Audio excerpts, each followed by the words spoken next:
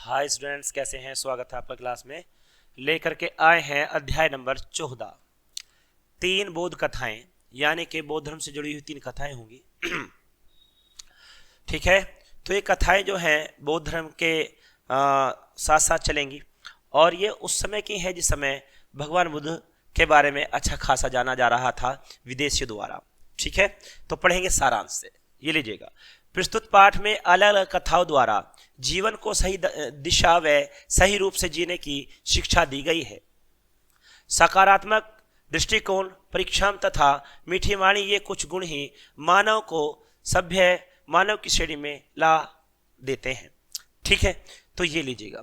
अब करते हैं, 3 कहानियां हैं, 3 कहानियों को पढ़ेंगे एक एक करके। तो सबसे पहले कहानी शुरू होती है, ये लीजिएगा।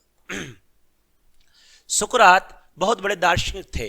उनके अनेक शिष्य उनसे अपनी शंकाओं का समाधान पाना चाहते थे। सुकरात के शिष्य की अगर हम बात करें तो सुकरात बहुत पुराने रहे हैं और ये ईसा पूर्व से पहले की बात चलती है। ठीक है, इसके बाद में सुकरात जो है, उनके शिष्य का नाम था प्लेटो और प्लेटो के शिष्य का नाम था अरस्तु और अरस्तु के नाम का था सिकंदर। ये 4 तले पर के हम बात कर रहे थे। तो ये बहुत ज्ञानी रहे हैं। वे सदा उनका मार्गदर्शन करते थे। एक शिष्य के मन में सुकरात के प्रति अपार श्रद्धा थी।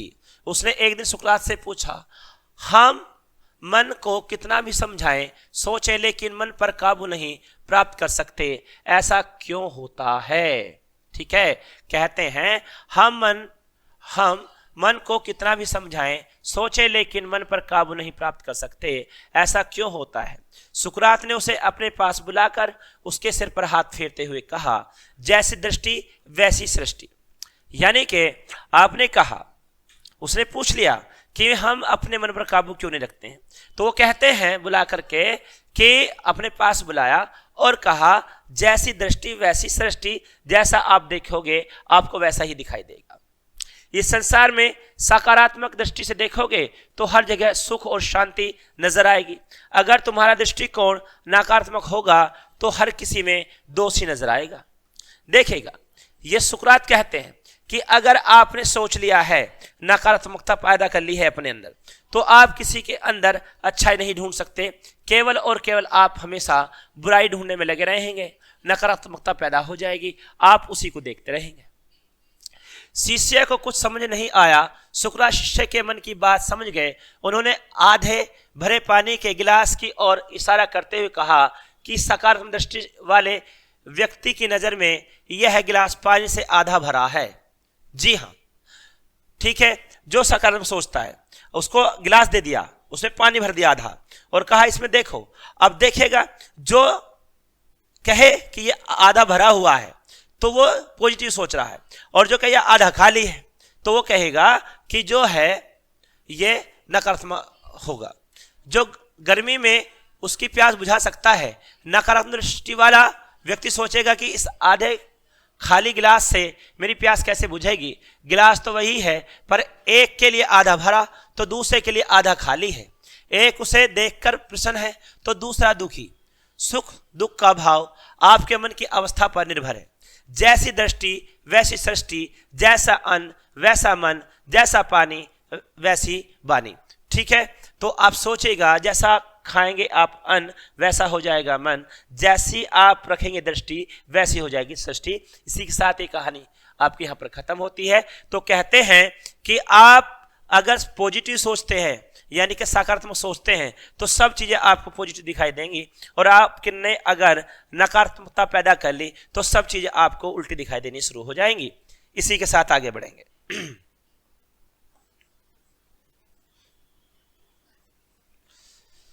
ये लीजिएगा, दूसरी कहानी शुरू होती है। वर्षा ऋतु का आगमन हो चुका था। वर्षा ऋतु यानी कि बरसात होने का समय शुरू हो चुका था, परंतु आकाश में बादलों का नामो निशान नहीं था। अब लीजिए, बहुत बड़ी गंभीर समस्या होने वाली है। कहते हैं कि वर्षा ऋतु का समय हो चुका है, जून जुलाई आ गई है, लेकिन आकाश में दूर से दूर तक बादल दिखाई नहीं देते। ठीक है, धरती प्यासी थी। एक किसान अपने सूखे खेतों में हल चला रहा था। लोग उससे कहने लगे कि सूखी धरती पर हल चलाने से क्या होगा। किसान ने कहा, मुझे पता है, परंतु मैं तो परिश्रम करता रहूंगा। आलसी बनकर बैठा रहा तो हल चलाना ही भूल जाऊंगा। अब देखिएगा, कहते हैं कि मुझे पता है कि धरती सूखी पड़ी है, चलाने से क्या होगा, और जब सूखी पड़े तो तुम हल क्यों चला रहे हो खाली पीली, है ना। तो किसान ने कहा, मुझे पता है, परंतु मैं परिश्रम करता रहूंगा। आलसी बनकर बैठा रहा तो हल चलाना ही भूल जाऊंगा। तभी वहां से एक महान संगीतज्ञ बेजू बावरा गुजर रहे थे। किसान की बात सुनकर उन्होंने सोचा कि मैंने भी कई दिनों से मेघ मल्हार नामक राग नहीं गाया है। अब ये जो बीजू बावरा थे, ये ऐसे थे जोर सा गीत गाते थे, यानी कि अगर उन्होंने मेघ के लिए गीत गा दिया तो बरसात होनी शुरू हो जाती थी। अगर इन्होंने दीपक के लिए गा दिया तो दीप जल उठते थे, ऐसा कहा जाता है। तो बीजू बावरा जा रहे थे वहां से, उन्होंने क्या किया कि वहां पर मेघ मल्हार नामक राग नहीं गाया, कहीं मैं भी उसे गाना भूल तो नहीं गया। वे वहीं खेत में बैठ गए और मेघ मल्हार पूरे मन से गाने लगे। कुछ ही वक्त बीता होगा कि काले काले बादल आकाश में छाने लगे। बेजू बावरा का मन जारी था। थोड़ी ही देर में वहां जोरदार बारिश होने लगी। किसान खुश होकर नाचने लगा। बच्चों, परिश्रम से बचने का रास्ता मत ढूंढिए, परिश्रम ही सफलता का मूल मंत्र है, अर्थात परिश्रम का कोई विकल्प नहीं है। तो प्यारे बच्चों, इससे हमें ये सीख मिलती है कि हमें कभी भी पीछे नहीं हटना चाहिए, हमें परिश्रम करते रहना चाहिए। इसी के साथ ये कहानी यहाँ पर खत्म होती है। बढ़ते हैं तीसरी कहानी की तरफ। तीसरी कहानी है, लीजिएगा। राजा का दरबार लगा हुआ था। मंत्री तथा राज्य के सम्मानित लोग एकत्रित थे। राजा ने सभी को संबोधित करते हुए सभी से एक प्रश्न पूछा, सबसे मीठी और सबसे कड़वी वस्तु का नाम बताइए।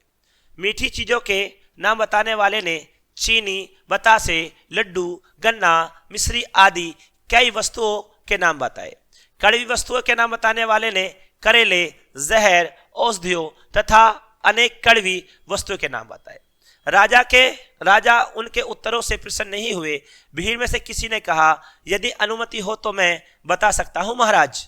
ठीक है, उन्होंने जो प्रश्न क्या था तो उन्होंने अलग अलग सबने बता दिया कि मीठी क्या होता है। तो कोई चीनी बता रहा है, गन्ना, चीनी, गन्ना, लड्डू, बस रसगुल्ले नहीं आए, है ना। ऐसे चीजें उन्होंने बोल दी हैं।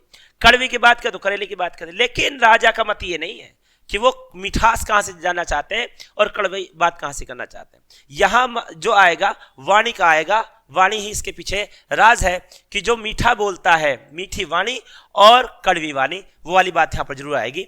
राजा ने उस व्यक्ति को बात कहने की आज्ञा दे दी। वह बोला, सबसे मीठी जबान है। लो, बात हो गई पूरी। जबान मतलब वाणी है जो सबका दिल जीत लेती है, और सबसे कड़वी भी जबान ही है जो सबको दूर कर देती है। जिससे निकला कड़ा शब्द तीर की तरह चुभ जाता है। ठीक है, तो देखेगा, तो यहां पर मीठी वाणी है और सबसे कड़वी भी वही होती है। तो यहां राजा यही सुनना चाहते थे। राजा के चेहरे पर मुस्कान थी। बच्चों, मधुर भाषा से हम किसी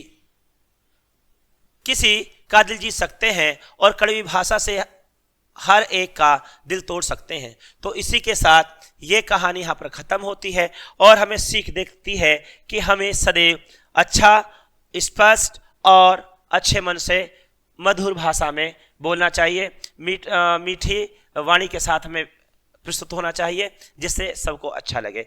ठीक है, आगे बढ़ते हैं शब्द अर्थों की तरफ। यहां लीजिएगा मार्गदर्शन। मार्गदर्शन का मतलब होता है पथ प्रदर्शन, उचित राह दिखाना, काबू, नियंत्रण, सकारात्मक, स्वीकार या हाँ का भाव, औषधि, दवा को कहा गया है। ठीक है, इसी के साथ ये कहानी आपके यहाँ पर खत्म होती है। हम मिलते हैं अगले अध्याय में, तब तक के लिए गुड डे, गुड लक।